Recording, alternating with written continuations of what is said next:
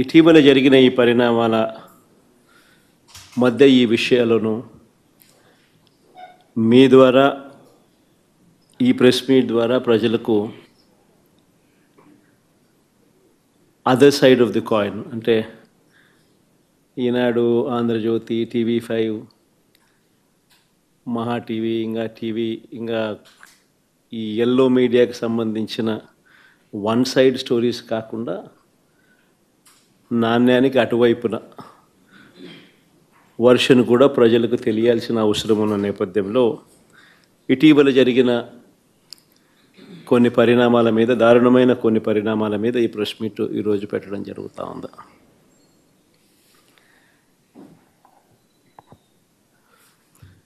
రాష్ట్రంలో ఈరోజు నిజంగా చంద్రబాబు నాయుడు గారి కుట్రల నేపథ్యంలో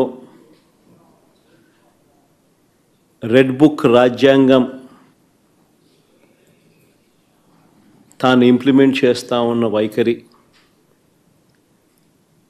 పొలిటికల్ గవర్నెన్స్ అన్నది రాష్ట్రంలో చంద్రబాబు నాయుడు గారు టేక్ ఓవర్ చేసుకుని నడిపిస్తూ ఉన్న తీరును, వీటి నేపథ్యంలో రాష్ట్రంలో ఒక భయానక పరిస్థితి ఈరోజు వాతావరణము రాష్ట్రంలో నెలకొని ఉంది. ఈ రాష్ట్రంలో ఈరోజు ప్రజాస్వామ్యం కానీ, చట్టం కానీ, రాజ్యాంగ మునగడ కానీ ఇవన్నీ కూడా ప్రశ్నార్థకంగా మారిన పరిస్థితులు ఈరోజు రాష్ట్రంలో కనిపిస్తూ ఉన్నాయి. రాష్ట్రంలో ఈరోజు ఉన్నది ఒకే ఒక ప్రతిపక్ష పార్టీ. మిగిలినటువన్నీ కూడా చంద్రబాబు నాయుడు గారితో పాటు అధికారం పంచుకొని ఉన్న పార్టీలే. టీడీపీ అయినా, బీజేపీ అయినా, జనసేన అయినా అన్నీ కూడా అధికారంలో భాగస్థులై అధికారంలో ఉన్న పార్టీలు. రాష్ట్రంలో మిగిలి ఉన్నది ఒకే ఒక్క ప్రతిపక్ష పార్టీ, వైఎస్ఆర్ కాంగ్రెస్ పార్టీ. ఈరోజు ప్రజలకు ఏ కష్టం వచ్చినా కూడా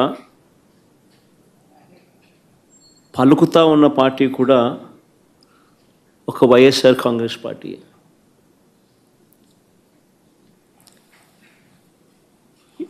ఎవరికి ఏ కష్టం వచ్చినా, రైతుకు ఏ కష్టం వచ్చినా, అక్క చెల్లెమ్మలకి ఏ కష్టం వచ్చినా, నిరుద్యోగులకు ఏ కష్టం వచ్చినా, విద్యార్థులకు ఏ కష్టం వచ్చినా, చివరికి ఉద్యోగులకు ఏ కష్టం వచ్చినా కూడా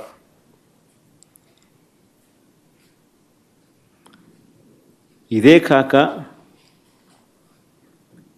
అధికారం కోసం చంద్రబాబు నాయుడు చేసిన మోసాలు, ఆయన సూపర్ 6, ఆయన సూపర్ 7 సహా 143 హామీలు తానిచ్చి అడ్డగోలుగా ప్రజలను మోసం చేసి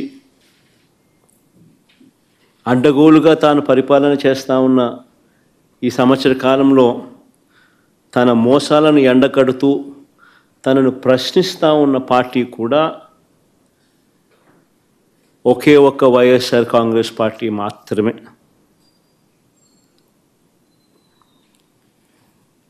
ప్రతిపక్షంగా ఒక పార్టీ ఉన్నప్పుడు ఆ పార్టీ ప్రజల అభిప్రాయాలను సమీకరించడం,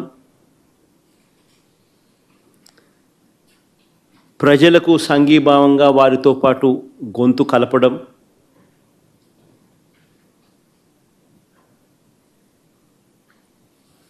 ప్రజలకు తోడుగా నిలబడడం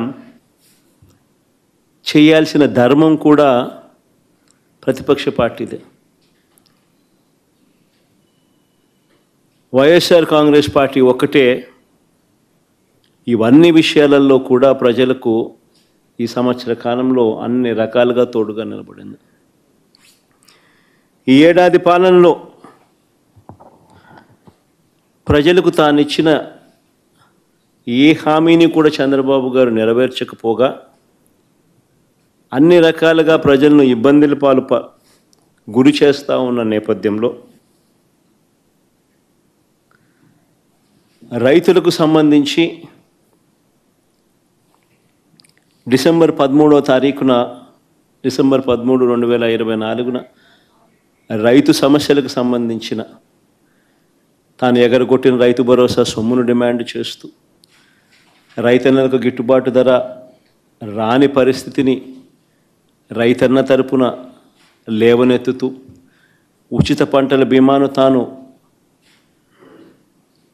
ఎత్తివేసిన పరిస్థితుల్లో తనను ప్రశ్నిస్తూ సమయానికే ఇచ్చే ఇన్పుట్ సబ్సిడీని నీరుగార్చిన పరిస్థితుల్లో తనను ప్రశ్నిస్తూ రైతుల సమస్యల మీద డిసెంబర్ 13వ తారీఖున 2024 డిసెంబర్ 13వ తారీఖున అన్నదాతకు అండగా వైఎస్ఆర్సీపీ రాష్ట్ర వ్యాప్త ధర్నా కార్యక్రమానికి పిలుపునిచ్చి రైతులకు తోడుగా నిలబడింది. డిసెంబర్ 24వ తారీఖున కరెంటు ఛార్జీల బాదుడుపై ఏకంగా 15,000 కోట్ల రూపాయల బాదుడు. ఎన్నికలప్పుడేమో కరెంటు ఛార్జీలు తగ్గిస్తానన్న ఈ పెద్ద మనిషి తగ్గించకపోగా ఎన్నికలు అయిపోయిన తర్వాత ఏకంగా సంవత్సర కాలం తిరక్క మునిపే ఏకంగా 15,000 కోట్ల రూపాయలు కరెంటు ఛార్జీల బాదుడు ఆయన బాదుతూ పోతే ఆ కరెంటు ఛార్జీల మీద నిరసన తెలుపుతూ డిసెంబర్ 24వ తారీఖున పోరుబాట నిర్వహించేందుకు కూడా వైఎస్ఆర్ కాంగ్రెస్ పార్టీ. పిల్లల చదువులతో చంద్రబాబు నాయుడు చెలగాటమాడుతూ పిల్లలకు ఇవ్వాల్సిన విద్యా దీవెన వసతి దీవెన బకాయిలు ఇవ్వకోకుండా చివరికి ఆ పిల్లలు చదువులు ఆపేసి పనులకు పోతా ఉన్న పరిస్థితుల మధ్య ఆ పిల్లలకు తోడుగా నిలబడుతూ మార్చి 12న యువత పోరు పేరుతో ఆ పిల్లలకు తోడుగా ఉంటూ ఈ హామీయే కాకుండా నిరుద్యోగ భృతి సంగతి ఏమిటి, సంవత్సరం గడిచిపోయింది, ఇస్తానన్నావు కదా 36,000 ప్రతి సంవత్సరం, దాని గతి ఏమిటి అని చెప్పి కూడా గట్టిగా నినదిస్తూ యువతకు తోడుగా ఉండి మార్చి 12వ తారీఖున యువత పోరు నిర్వహించాం. జూన్ 4వ తారీఖున రాష్ట్ర వ్యాప్తంగా చంద్రబాబుకు చేసిన మోసాలను నిలదీస్తూ వెన్నుపోటు దినం కార్యక్రమం ద్వారా ప్రతి అసెంబ్లీ నియోజకవర్గంలో కూడా వేలాది మంది బాధిత ప్రజలతో కలిసి చంద్రబాబు నాయుడు గారు ఎగ్గొట్టిన సూపర్ 6, సూపర్ 7 హామీలనన్నీ కూడా ఎత్తి చూపిస్తూ ఈ ఎగ్గొట్టిన ఈ బాకీల సంగతి ఏమిటి, మీరిచ్చిన బాండ్ల సంగతి ఏమిటి అని చెప్పి గట్టిగా నిలదీస్తూ జూన్ 4వ తారీఖున వెన్నుపోటు దినం రాష్ట్ర వ్యాప్తంగా కూడా చేశాం. ఇప్పుడు కూడా ఓ బృహత్తర ప్రణాళిక తీసుకుని రాష్ట్ర వ్యాప్తంగా కూడా రీకాలింగ్ చంద్రబాబుస్ మేనిఫెస్టో అన్న పేరుతో బాబు ష్యూరిటీ మోసం గ్యారంటీ అన్న నినాదంతో చంద్రబాబు నాయుడు గారు చేసిన మోసాలన్నీ కూడా ఎత్తి చూపిస్తూ ప్రజలను చైతన్యవంతులను చేస్తూ చంద్రబాబు నాయుడు గారు ఇచ్చిన బాండ్లను ప్రజలకు మళ్ళీ ఒకసారి వాళ్లకు తెలియజేస్తూ ఆ బాండ్లను తెలుగుదేశం పార్టీ నాయకులకు చూపిస్తూ ఈ సంవత్సర కాలంలో బకాయిలను సంవత్సర కాలంలో వీళ్ళకి ఇవ్వాల్సిన డబ్బులు ఎంత అని వాళ్ళే లెక్కేసుకుని చంద్రబాబు నాయుడు అడిగేట్టుగా, గత సంవత్సరాన్ని అడిగేట్టుగా ఈ సంవత్సరం ఎప్పుడు ఇస్తామని చెప్పి నిలదీసేట్టుగా చంద్రబాబు నాయుడు గారి మోసాలను ఎత్తి చూపుతూ ఈ నెల జూన్ 25వ తారీఖున రాష్ట్ర స్థాయిలో నేను స్టార్ట్ చేస్తే నియోజకవర్గ స్థాయిలోనూ అద్భుతంగా ఈ కార్యక్రమం జరిగింది. ఇప్పటికే జిల్లా స్థాయి అయిపోయి ఇప్పుడు మండల స్థాయిలో కూడా జోరుగా ఈ కార్యక్రమం జరుగుతూ ఉంది. జూలై 21వ తారీఖు నుంచి గ్రామ స్థాయిలోకి కూడా ఈ కార్యక్రమాన్ని ప్రతి గ్రామంలో కూడా జరిగేట్టుగా చైతన్యవంతులు చేసేట్టుగా క్యూఆర్ కోడ్ వాళ్ళు డౌన్లోడ్ చేసుకుంటే చంద్రబాబు నాయుడు గారు గతంలో అన్న మాటలు, చంద్రబాబు నాయుడు గారు గతంలో ఇచ్చిన బాండ్లు, చంద్రబాబు నాయుడు గారి మేనిఫెస్టో, ఇప్పుడు చంద్రబాబు నాయుడు గారు చేస్తూ ఉన్న మోసం, చంద్రబాబు నాయుడు గారు ఎంత బాకీ ఉన్నాడు, చంద్రబాబు నాయుడు గారు మనకి ఎంత ఇవ్వాల్సింది అన్న అన్ని వివరాలతో ప్రజలే ఆ క్యూఆర్ కోడ్ను డౌన్లోడ్ చేసుకుని వాళ్ళ ఫోన్లలో ప్రజలే తెలుసుకుని చంద్రబాబు నాయుడు గారిని గ్రామ స్థాయిలో నిలదీసేట్టుగా ప్రజలను చైతన్యవంతులు చేసే కార్యక్రమం చేస్తూ ఉన్నాం. ఇలా మేము చేసే ప్రతి పని కూడా ఒక కాస్ అనేది, ప్రతి పనిలోనూ ఒక కాస్ కనిపిస్తుంది, విశాల ప్రజా ప్రయోజనాలు కనిపిస్తాయి.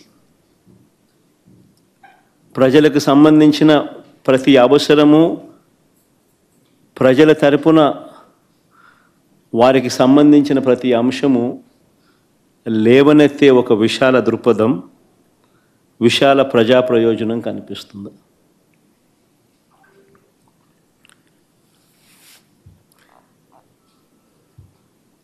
ఈరోజు అందుకనే ప్రజలకు ఏ సమస్య వచ్చినా కూడా ఈరోజు చంద్రబాబు నాయుడు ఎలాగూ చెయ్యడు అని చంద్రబాబు నాయుడిని ఎవరు కలవడంలా.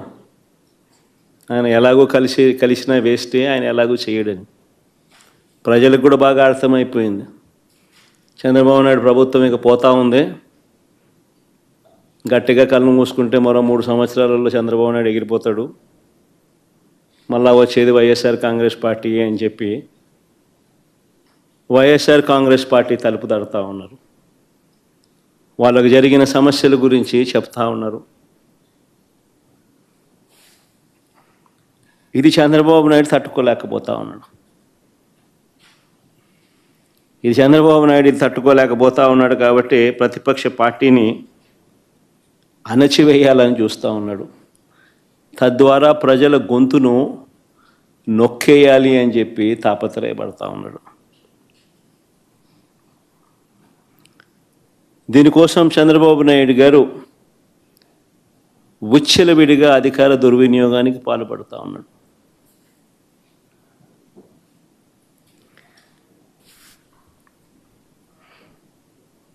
నేను అడుగుతా ఉన్నా, ఇదే చంద్రబాబు నాయుడు గారిని అడుగుతా ఉన్నా, ఒక బీసీ మహిళ, ఆమెకు ఆత్మగౌరవం లేదా?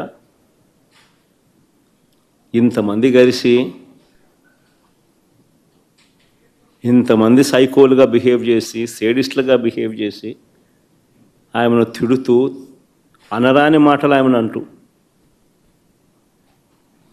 ఆమె భర్తను, కారులో ఉన్న ఆమెను కారు అద్దాలు పగలు కొడుతూ, పక్కనున్న వాళ్ళను కొడుతూ,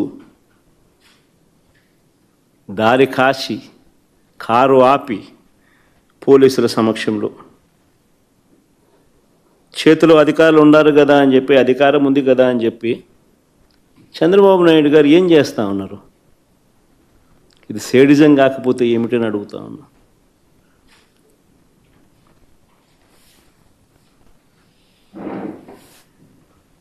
పైగా ఇంతటి హేయమైన దాడి చేసి, సిగ్గు లేకుండా దుర్భాషలాడి ఒక బీసీ మహిళను, నా చెల్లి హారికను పట్టుకొని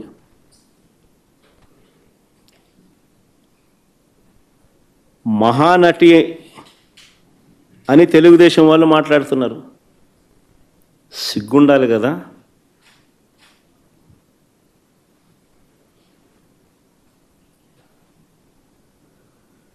మీరు తప్పు చేసి అనకూడని మాటలు మీరంటూ కారద్దాలు పగులు కొట్టి దాడి చేసి ఆమెను మహానటి అంటారు.